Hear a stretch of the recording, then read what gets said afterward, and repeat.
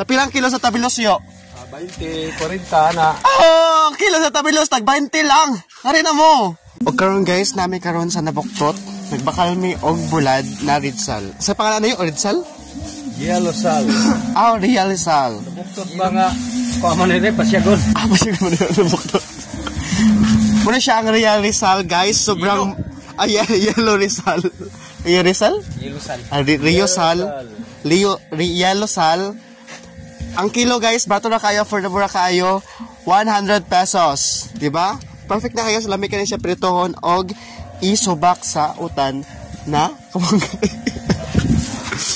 ayos, nagpalit mo og 5 ka kilong kanang buwad para punisa kanang nagbantay-bantay mi og naghanhanda mi kay naay umaabot na bagyo. Gaga. Wala dai. Hinyo wala mo ta. Perfect na mo na kay guys, oh. Perfect na kayo, oh. Papalit ko, maambit ko isa ka kilo yo.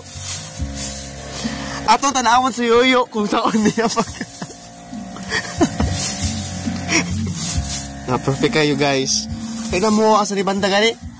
Nata karon sa Purok 8, Barangay Pasyagon na damo kay lig mga buwad dire guys na yung mga pinakas. Oh, na yung mga bulad dire.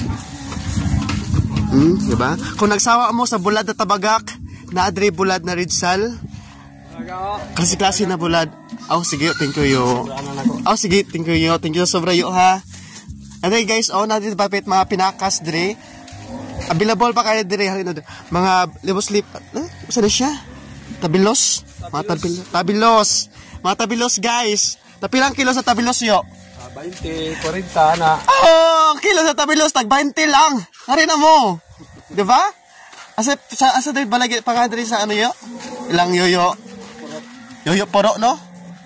Sa Purok 8. Sa Purok 8. Kaya na mo guys, thank you so much. Bye-bye.